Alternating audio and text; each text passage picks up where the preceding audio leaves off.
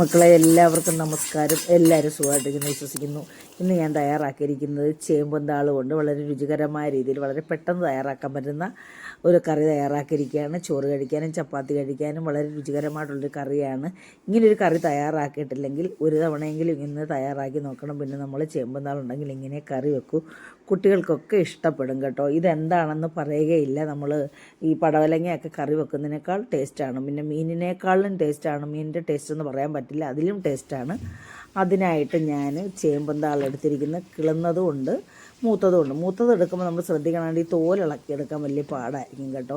കിളുന്നാണെങ്കിൽ തോൽ പെട്ടെന്ന് ഇങ്ങി പോകുന്നുള്ളൂ. അപ്പോൾ ഞാൻ ഒരു മൂത്തതും എടുത്തിട്ടുണ്ട്, ബാക്കി കിളർന്നും എടുത്തിട്ടുണ്ട്. അപ്പോൾ കിളർന്നതാണെങ്കിൽ അതിനുള്ളിൽ നല്ല കിളുന്ന് ഇല കാണും. ആ ഇല എടുത്ത് മാറ്റണം കേട്ടോ. അത് ഞാനങ്ങ് എടുത്ത് മാറ്റുവാണ്, കാരണം അല്ലെങ്കിൽ അത് ചൊറിയും. എന്തായാലും ചേമ്പിൻ്റെ ഇലയ്ക്ക് ചൊറിച്ചിലായിരിക്കും, പക്ഷേ നമ്മുടെ ചൊറിയില്ല കേട്ടോ. അപ്പോൾ ഇതിൻ്റെ ഈ തോടെല്ലാം നമ്മളാണ്ട് ഇതേ രീതിയിൽ ഇങ്ങനെ ഇളക്കി കളയുന്നുണ്ട് കേട്ടോ. ഇങ്ങനെ കട്ട് ചെയ്തിട്ട് ഇങ്ങനെ മുറിച്ച് ഇങ്ങനെ ഇലിഞ്ഞെടുക്കുന്നുണ്ട് കേട്ടോ. എല്ലാം ഇലിഞ്ഞെടുത്ത് നമ്മൾ കഴുകിയെല്ലാം കൊണ്ടുവന്നിട്ടുണ്ട്. 2 സവാളയും 3-4 പച്ചമുളകും എടുത്തിട്ടുണ്ട്. ഇതിന് നമുക്ക് കട്ട് ചെയ്തെടുക്കണമെന്നുണ്ട്. വലുതാണെങ്കിൽ നമുക്കിങ്ങനെ 4ആയിട്ട് പിളർന്നിട്ട് ഇങ്ങനെ 1 ഇഞ്ച് നീളത്തിൽ കട്ട് ചെയ്തെടുക്കാം. ചെറുതാണെങ്കിൽ അങ്ങനെ പിന്നെ പിളർക്കേണ്ട കാര്യമില്ല. ഇടത്തരം ഞാൻ 2ആയിട്ടും പിളർന്ന് വെറും കനം കുറഞ്ഞ് നമ്മൾ നീളത്തിലിങ്ങനെ കട്ട് ചെയ്തെടുത്താൽ മതി. പിന്നെ സവാളയും നീളത്തിൽ കട്ട് ചെയ്ത് പച്ചമുളകും കട്ട് ചെയ്തു.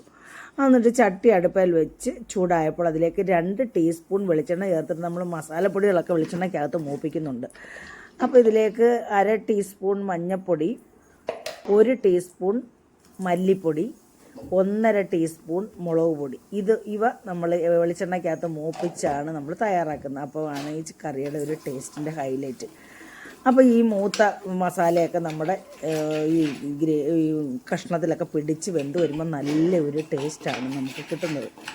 അപ്പോൾ നമ്മളിതിലേക്ക് സവാള ഇട്ട് കൊടുക്കുകയാണ്. ആദ്യം സവാള ഇട്ട് കൊടുത്ത് നമ്മുടെ ഈ മസാലകളെല്ലാം അതിനകത്ത് നന്നായിട്ട് പിടിച്ച് മൂത്തതിന് ശേഷം നമ്മൾ നമ്മുടെ ചേമ്പും ഇട്ട് കൊടുക്കത്തുള്ളൂ. പിന്നെ നമുക്ക് ഇത് മൂത്തിട്ടുണ്ട്, നമുക്ക് ചേമ്പും ഇട്ട് കൊടുക്കാം. അപ്പോൾ നമ്മുടെ സവാളയ്ക്ക് ഇച്ചിരി മൂപ്പ് കൂടുതലാണല്ലോ. എന്നിട്ട് കുറച്ചിട്ട്, ഒത്തിരി ഉണ്ടല്ലോ, നമ്മൾ കട്ട് ചെയ്തെടുത്തപ്പോൾ ഒത്തിരി ഉണ്ട്. ഇത് മൂത്ത് വരുമ്പം അങ്ങ് കുറയും, കാരണം ഇതങ്ങ് ചൊങ്ങുമല്ലോ നമ്മുടെ ഈ ചേമ്പും അപ്പോൾ കുറച്ച് ഇട്ടു നമ്മൾ ആദ്യം ഒന്ന് ഇളക്കി, അല്ലെങ്കിൽ ഇത് പുറത്തോട്ടെല്ലാം പോകും. അപ്പോൾ ഈ ഒരു ചട്ടിക്കകത്ത് ഇത് വെച്ച് കഴിയുമ്പം പാകത്തിനാവും. അപ്പം ബാക്കിയും കൂടി ഇട്ട് കൊടുത്ത് നമ്മളൊന്ന് ഇളക്കും. അപ്പോൾ ഇതെല്ലാം ചൊങ്ങി വരുമ്പോൾ ഒട്ടും കാണത്തില്ല. അപ്പോൾ ഈ പാത്രത്തിൻ്റെ ചവിട്ടിലേ കാണുള്ളൂ. അപ്പോൾ നമുക്ക് കൂടുതലായിട്ട് തോന്നും. വെള്ളമൊക്കെ ചുട്ടി കഴിയുമ്പോൾ ഒട്ടും കാണില്ല. അപ്പോൾ നമ്മളിതെല്ലാം കൂട്ടിപ്പരട്ടി നമ്മുടെ സവാളയ്ക്കകത്തിരിക്കുന്ന മസാലയെല്ലാം നമ്മുടെ ചേമ്പും പിടിക്കത്തക്ക രീതിയിൽ നമ്മളെല്ലാം കൂട്ടിപ്പരട്ടി, എന്നിട്ട് നമ്മളിത് ആവിക്കകത്ത് നമ്മുടെ ചേമ്പും വെള്ളവും ആവിയും കൂടെ ചേർന്നാണ് ഇത് വേവുന്നത്. അപ്പോൾ നമ്മൾ ആവിക്കകത്ത് വേവിച്ച് ഒന്ന് ഇളക്കി നോക്കി, അങ്ങനെ പല പ്രാവശ്യം നമ്മൾ ഇളക്കി നോക്കി എടുക്കുന്നുണ്ട്. കണ്ടില്ലേ, ഇത് കണ്ട ചൊങ്ങിയപ്പോൾ അതിൻ്റെ അളവ് കുറവായല്ലോ. ചൊങ്ങിയപ്പോൾ അതിൻ്റെ അളവ് കുറവായി. പിന്നെ വീണ്ടും നമ്മൾ അടച്ചു വെക്കുവാണ്. വെള്ളം ഒരു കാരണവശാലും ഇതിനകത്ത് ഒഴിക്കാൻ പാടില്ല കേട്ടോ. ഇത് ഇങ്ങനെ ചെയ്യാൻ പാടുള്ളൂ. അതാണ് ഈ കറിയുടെ ടേസ്റ്റിൻ്റെ ഹൈലൈറ്റ്. ഇത് അടച്ചു വെച്ച് തുറന്നതിന് ശേഷം വീണ്ടും നമ്മൾ കണ്ടില്ലേ, നല്ലതായിട്ട് നമ്മുടെ ഈ ചേമ്പും വെന്തങ്ങ് ചെറുതായി അങ്ങ് ചുരുങ്ങി. ഈ സമയത്ത് നമ്മൾ പച്ചമുളക് നേരത്തെ ഇട്ടുകൊടുത്ത പച്ചമുളക് വെന്ത് അലുത്ത് പോകും. എന്നിട്ട് ഇതിൻ്റെ ഈ മസാലയ്ക്കകത്ത് തന്നെ നമ്മുടെ പച്ചമുളകും കിടന്ന് മൂത്ത് ഒന്ന് വേവും കേട്ടോ. നമ്മൾ അടിക്കോട്ടിട്ടിട്ട് എന്നിട്ട് വീണ്ടും ഒന്ന് അടച്ചു വെക്കും. അങ്ങനെ പല തവണ നമ്മൾ അടച്ചും തുറന്നും വെച്ചാണ് നമ്മുടെ ഈ ചേമ്പും വേവിച്ചത്. വെള്ളം ഒഴിച്ച് വേവിക്കത്തേ ഇല്ല. അപ്പം നമ്മൾ വീണ്ടും ഇതൊന്ന് ചിക്കി അതിനകത്ത് അടുക്കിയാക്കിയിട്ട് നമ്മളൊന്ന് അടച്ചു വെക്കുന്നുണ്ട്.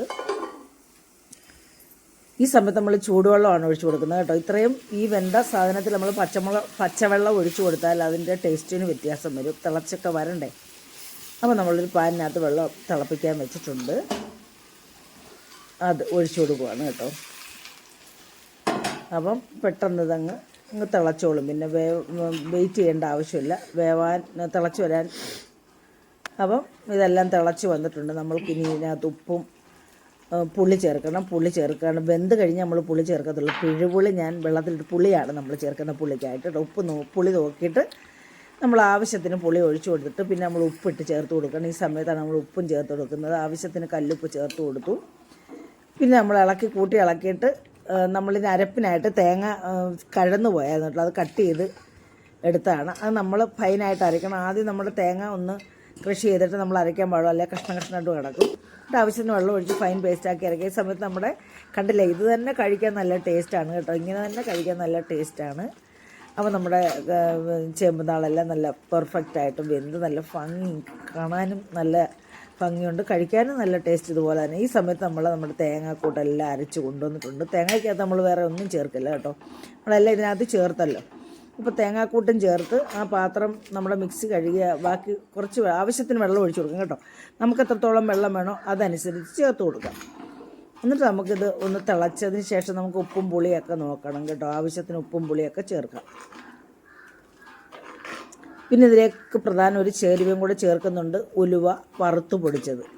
ഉലുവ വറുത്തതായതുകൊണ്ടാണ് നമ്മൾ ഈ സമയത്ത് ചേർക്കുന്നത് കേട്ടോ. അപ്പോൾ ഇതെല്ലാം തിളച്ച് എല്ലാം പാകം വന്നിട്ട് നമ്മൾ ഉപ്പ് നോക്കി പുളി നോക്കിയാൽ പുളി ഇച്ചിരി കുറച്ച് പുളിയും കൂടെ ചേർത്തു. ഒരു ചെറിയ നെല്ലിക്ക വലിപ്പത്തിലെ പുളി എടുത്തിട്ടുള്ളായിരുന്നു, ഉപ്പും ചേർത്തു. അപ്പോൾ നമ്മുടെ കറി ഏകദേശം ഇവിടെ റെഡിയായി മക്കളെ. വളരെ ടേസ്റ്റിയാണ്, മണവും വരുന്നുണ്ട്. നമ്മളതൊന്ന് അടച്ചു വെച്ച് ഒന്ന് സെറ്റായത് കണ്ടില്ലേ. നമ്മുടെ കറി ഇപ്പം തന്നെ കൂട്ടാൻ നല്ല ടേസ്റ്റാണ് കേട്ടോ. പിന്നെ നമ്മളിതിലേക്ക് ഉലുവാപ്പൊടി ചേർത്ത് കൊടുക്കുകയാണ്. ഉലുവാപ്പൊടിയും ചേർത്ത് കൂട്ടി ഇളക്കി വീണ്ടും നമ്മളൊന്ന് അടച്ചു വെച്ച് നമുക്കിനി ഇതിനകത്ത് ഇറക്കി വെച്ചിട്ട് ഒരു താളിപ്പ് എന്തായാലും ചേർക്കണമല്ലോ. അങ്ങനെ ചട്ടി അടുപ്പിൽ വെച്ചു. 1.5 ടീസ്പൂണാണ് വെളിച്ചെണ്ണ ചേർക്കുന്നത് കേട്ടോ. എന്നിട്ട് ഇതിലേക്ക് 1/2 ടീസ്പൂൺ കടുക് ഇട്ട് പൊട്ടിച്ച് നമ്മൾ 2-3 ചെറിയ ഉള്ളിയും കട്ട് ചെയ്ത് വെച്ചിട്ടുണ്ടായിരുന്നു, അത് ഇട്ട് കൊടുത്ത് മൂപ്പിച്ചതിന് ശേഷം നമ്മൾ വറ്റൽമുളകും ഇട്ടു. വറ്റൽമുളകും മൂത്തതിന് ശേഷം കറിവേപ്പില ഇട്ട് മൂപ്പിച്ച് നമ്മുടെ കറിക്കകത്ത് ഒഴിച്ചു കൊടുത്താലുണ്ടല്ലോ എൻ്റെ മക്കളെ, ഒന്നും പറയാനില്ല കേട്ടോ ഈ കറി.